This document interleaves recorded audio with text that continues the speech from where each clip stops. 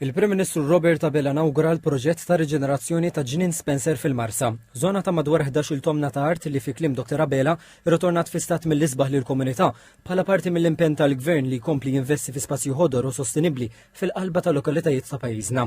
Il-ġnien ġie riġenerat mill-Awtorità l-Ambjent u Riżorsi l-ERA u jippromovi b'mod il-prinċipju ta' sostenibilità fosthom sistema tal-ħażna tal-ilma li tiffiltraħ. F'dan il-ġnien tħawlu qrib is-6,000 arbuxell, 6,000 pjanta oħra flimkien ma' bosta siġar u sistemi li ġeneraw l-elettriku mid-dawl tax-xemx.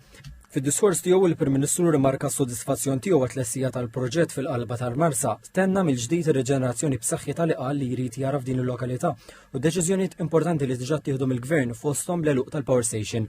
Il-Prim Ministru tenna l-impenn tiegħu li l-Gvern ikompli jagħti l-prijorità lil proġetti bħal dak ta' Ġnien Spencer u esprima l-fema li tiżdied il-ħidma biex il-pajjiż ikollu aktar proġetti bħal dawk li twettqu f'Witfulija l-Qortin Fawdex u f'Benajsa f'Birżebbuġa. Spjegaw wkoll li fil-budget se jiżdied l-investiment biex is-sena d-dieħla jitlessaw 19 il-proġett ieħor ta' spazji miftuħa għal familji. Minnaħa tagħha l-Ministru għall-Ambjent, l-Enerġija u l-Indafa Pubblika Mirjam Dalli qalet li b'dan il-proġett ta' riġenerazzjoni qed jingħata nifs ġdid lil-Marsa.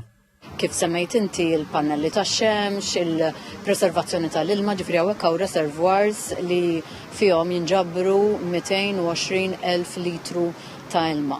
U l-ħsib tagħna huwa li f'kull proġett nagħmlu u naħdmu b'dan il-mod. Sostniet li Ġnien Spencer jirrappreżenta l-impenn tal-ERA li tkompli taħdem u ssaħħaħ il-ħidma tagħha favur il-protezzjoni ambjentali fil-forom differenti tagħha.